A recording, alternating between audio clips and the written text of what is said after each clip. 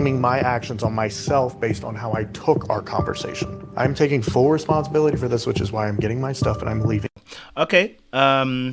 So obviously, Stefan and Monica, he did, the do, and cheated, and Monica found out from that situation, and in that space as well. So, is there anything to say? I'm going to be cheeky. So, is there anything to say in this instance? Why was Monica in that phone? If by going what I remember, what I read, she just saw and didn't really see anything else per se as a text. But I could be wrong. If someone can correct me, that'll be happily corrected as well. I'm being instigating on purpose, by the way.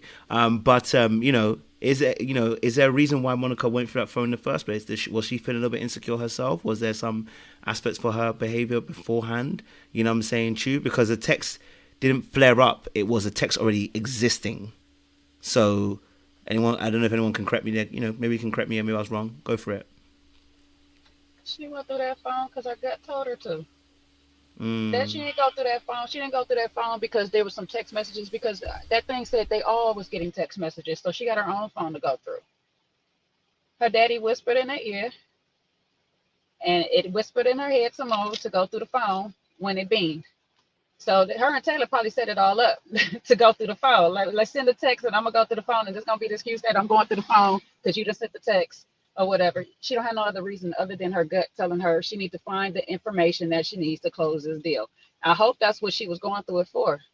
You know what I'm saying? If you wanna end something, that's when you start going through somebody's stuff. I'm not saying y'all should be doing this, but if you want to end it, be prepared to find what you need to close that deal. So she found what she needed. Hopefully she was going to stand strong on closing the deal, which I wasn't too sure the way she was carrying on, because I would have let that man, as soon as he said he want to check his stuff out, go on by. Please do. Bend me my money and go. If she want to be petty, bend me my money and go. But I'm not about to have a back and forth and try to make you feel any less than or whatever stuff. My absence will make you feel all of that. So just go ahead and go. I found what I needed. Thank you. Have a good day, sir. Bye.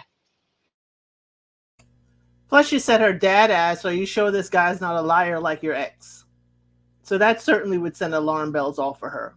So it's like, I wonder if he's a liar. I don't recognize this girl's name. Let me click on it. Let me make sure that everything is kosher. I mean, beyond that too is if I'm asking you repeatedly about the same task and asking you to get it done, it's because I don't trust you. So she doesn't trust him. Should she have acted in that way to try to gain trust from him? No, because that doesn't make it's not gonna that's not what creates it. But overall, she didn't trust him, and he shouldn't trust her, and she decided to make that step. Yeah, I agree. I think that at the end of the day, we've all always heard that anytime somebody checks somebody's phone, you kind of already know. So you're just looking for validation.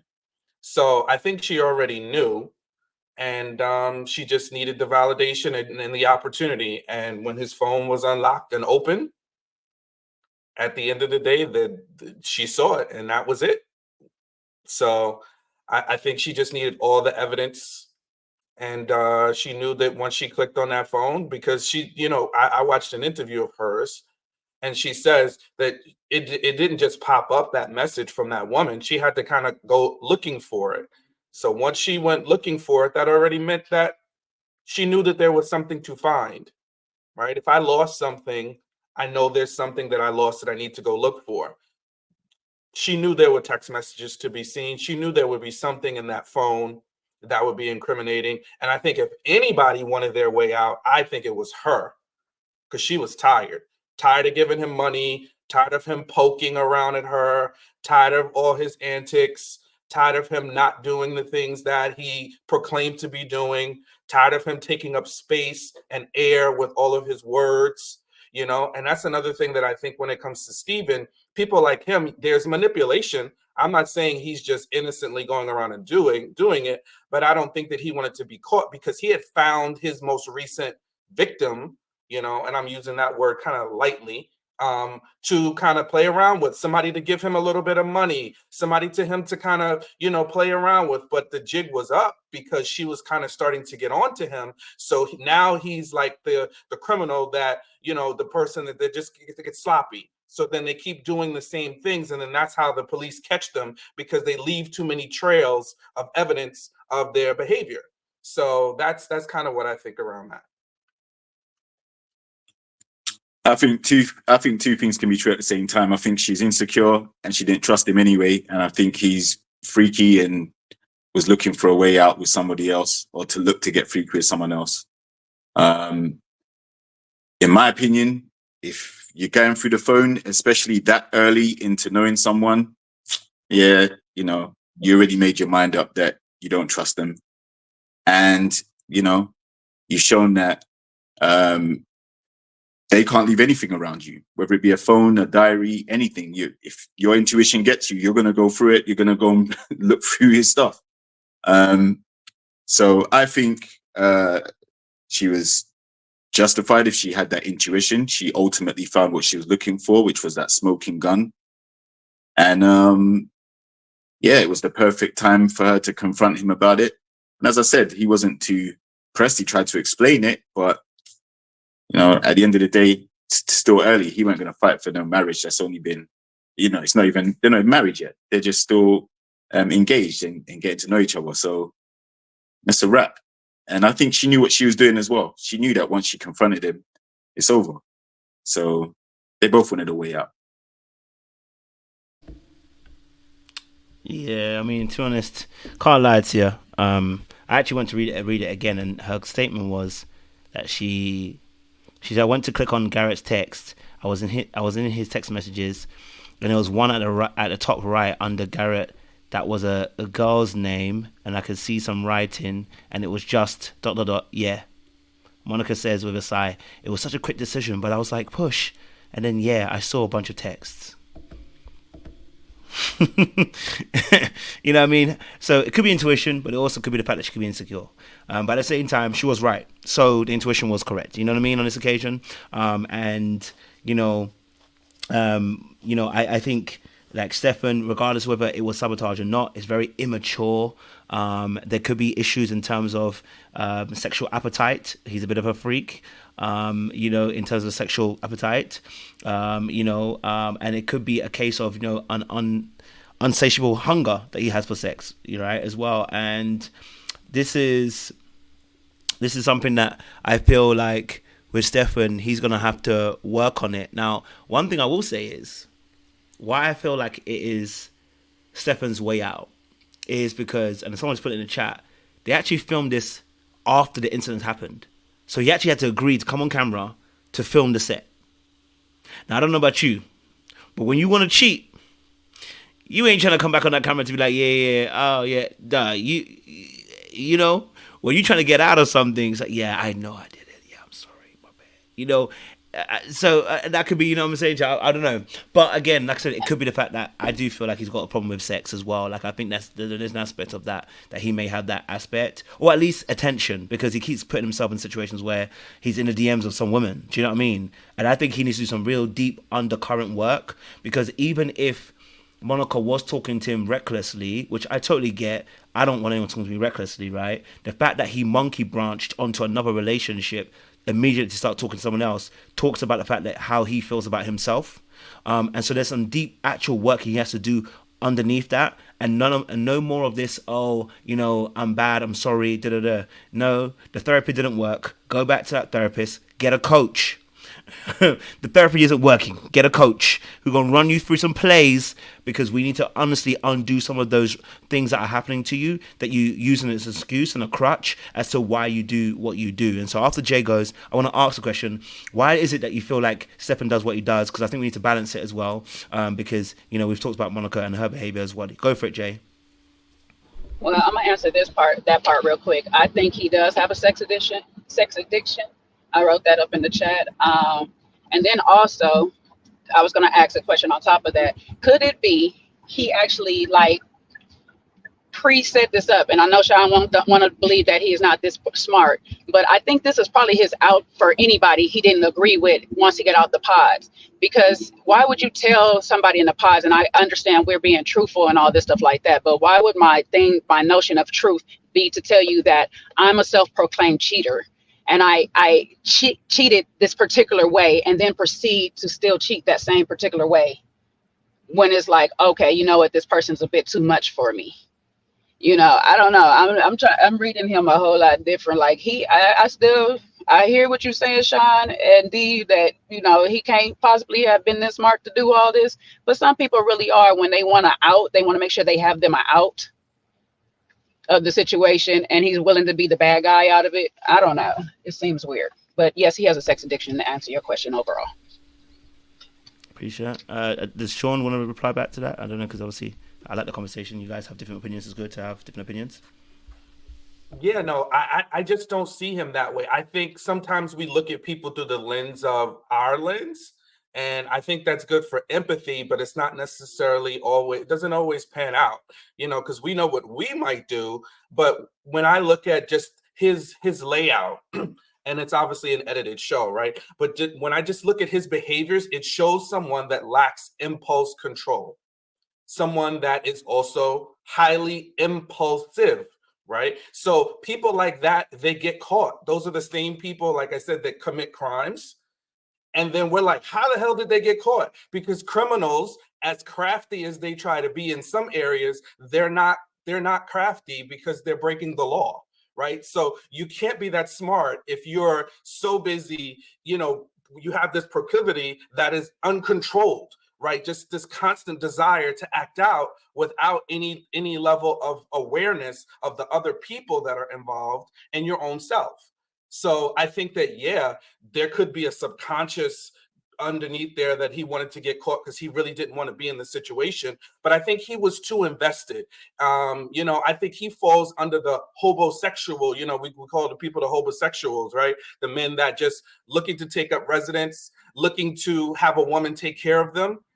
That's the stuff that they do. Those are the kind of behaviors that they engage in. They kind of lure you in a little bit. They tickle your ear with a little bit of truth, and then the rest is lies. And then at the end of the day, they want the ride. He's got some money from Monica. Once he had a mark, men usually don't move away from that quickly, because he had Monica a little bit where he wanted her, where she was willing to break her boundaries, because in the pod she was talking about wanting to be taken care of, but here she is taking care of him to a certain capacity. He does not have a job at the moment, but proclaims that he can get one at any moment. So I think he was starting to set his claws into her a little bit, and he might not have wanted to marry her, but I don't think he was quite ready to leave just yet. Well, my response to that, I don't agree with Sean. My perspective is that there is understandings of people's inner worlds that I don't understand, and I'm open to receive that there's something about him that I do not understand. But I just also, again, I really feel like he was highly manipulative in a lot of different instances. Again, when Monica tried to defend him at the table with all their friends, and he was like, speaking disparagingly about himself, which also was a pity play. To try to get like Monica supported him and said, you're smarter than you think. 2 seconds later, Monica was trying to interject, and he was like, yeah, let me break this down for you so that you have a better understanding. Whoa, sir, how we come from no confidence to all the confidence to shut me down in 2.5 seconds? No, he is very much manipulative. I know we don't like to use the word narcissist, but I very much feel like there's some characteristics. I think that he has a blatant disregard for other people's feelings. I think, again, he's manipulative to get his own task met, and I can understand why he would behave in that way with the sex addiction, which also comes with that particular narrative, with trying to feel better about himself and not knowing how to go about getting his needs met. Also, again, I can understand how Monica, and there's no safe, if you feel unsafe in yourself, there's no way to feel safe in another person. But I also feel like Monica didn't facilitate that either, by being judgmental in some aspects. And also, when he, even saying he's disgusting and he's nasty, if you're trying to get to the truth of why he did his behavior, all of his behaviors are going to be disgusting and nasty to you. So were you trying to have another discussion to understand, or were you just trying to still beat him up again by his behaviors? And distinguishing the two, it was just a mess. The whole thing was a mess.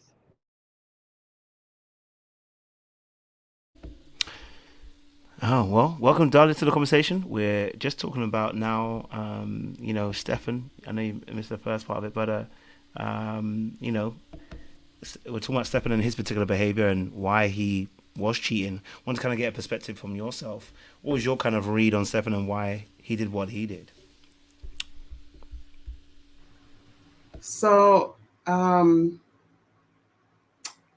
I personally think that he's passive aggressive, and I find that a lot of passive aggressive people like to play the victim and basically kind of like slough off the power onto the more aggressive person, and in the way that they're able to speak without having to actually confront the person is by cheating.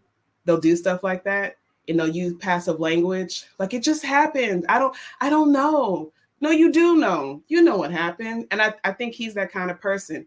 He almost had the balls to say something. I don't know if they were still in Mexico at the time, but one of you guys, I don't know if it was Faye or Dee referenced it earlier about he looked like he was about to cry, and Monica caught it, and he caught himself, right? And I think at that moment, maybe because of the way that she asked him, she was kind of brusque with him. There's not much warmth to her. I think maybe it scared him, and so he just kind of went right back into his shell. And I wonder if that was the moment he decided that he was going to cheat on her, or if he was already doing that. And I say decided, and I'm using that word very intentionally because I'm tired of people acting as though cheating just happens when it doesn't. That is an active decision that a person makes. You go out of your way to go cheat with somebody. You don't have to do that. And passive aggressive people like to pretend as if they have no power and that they have no ability to make decisions, and they very much so do. So I just find him to be a passive aggressive personality. He says a lot without saying anything. And he was able to keep doing that until he ran into Monica. I think he missed what's the word I want to say? I think he misread her and thought that maybe she was more of a pushover than she actually was. And when she wasn't falling for that anymore, he's like, oh, I guess the jig is up. Let me just bow out gracefully. He didn't even put up much of a fight. He actually didn't put up any fight. He was just, you're right, and hoping that will calm her down so we can move on. But yeah, that's the read that I get on him, is that he's just passive aggressive. I like the points. Anyone want to add? I mean, as a passive aggressive person, I don't want to be claimed in my spot because I feel like I'm working through that. But what I do is generally in retaliation of, and maybe that's what he was saying, that after that conversation, I felt like I wanted to do whatever else, and she perceived it as him blaming her. I, despite all the things that I've gone through, have never retaliated in that type of fashion. I'll do something similar in my perspective, never doubling down with the vindictiveness to get my point across. And again, I mean, I guess people have their own ways about going about getting their needs met. Overall, it's really important to have healthy communication to ensure that your needs are getting met for both people. But for me, it just feels much more calculated to double down in that type of fashion to go about getting your needs met instead of, I don't know, like you didn't get the flowers. Why did it have to end in not getting the flowers and cheating? Like, come on now. Like you're doing a lot. I think too, though, like people like that will play into whatever narrative exists about them already. Like he's the cheater. He's like down on himself. Like he doesn't think highly of himself. He doesn't think he's, good enough. And so it's like easy to just play into what he feels like, at least from his perception, what everybody already thinks anyway.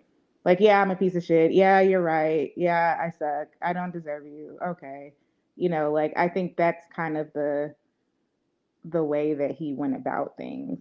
Whether it was conscious or not, I'm not all the way sure, but there's definitely like a subconscious probably component of it as well that he just plays into that narrative because it's very easy to do. Just to kind of follow up what you said, Faye, I do feel like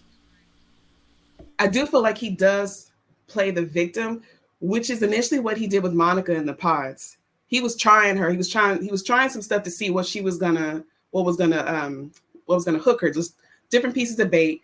And then the thing that got her was him being honest about emotionally cheating before. So I do find it interesting that even now, I think on IG, he's trying to play the victim. And there's some women who are going to fall for that. People like Monica, and I don't know if she's willing to own up to it or not, but she fell for that. This lady, when he said that he had cheated in the past and he had gotten some help for it, she did no follow-up, no investigation. What she said was, hey, I can forgive anything. Her words, she said that. And her tagline at the very start of the show was, my best quality is I am a ride or die. That's what she said. So now he's putting you to the test and you don't feel like riding or dying. But that's the impression that you gave everybody, is that you be willing to take somebody like him back. And that's the energy that you put out. And she gonna need to do some work on that too, because why are you so cool with accepting people like that and you don't do no kind of follow-up? What is that? Yeah, that was going to be like my second question. Do people test your boundaries with cheating to see if they're going to be able to engage in that behavior during the relationship? Yeah. All the time, even subtly so. You may not even know you're being tested. Mm-hmm.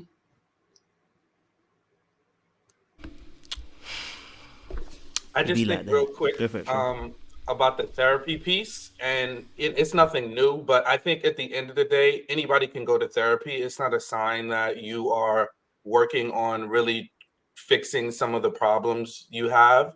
Sometimes it's just a way. Sometimes people go to therapy just to have somebody listen to them. Because on the way therapy works is what you put in is what you will get out. So if you're not being 100% vocal and honest with your therapist about everything, then they're not going to be able to work through, diagnose, help you through whatever your challenges may be. So yeah, I can go to therapy and have great conversations and talk about what I want to talk about. But if I'm not being transparent, if there's not a level of trust between my therapist and myself, if I don't want to fix some of the things that I'm doing, then that's the only things that I'll be able to get, to work on. It's a one-sided thing. So I'm not talking from somebody else's perspective that is experiencing me. I'm talking from my own selfish perspective as well. So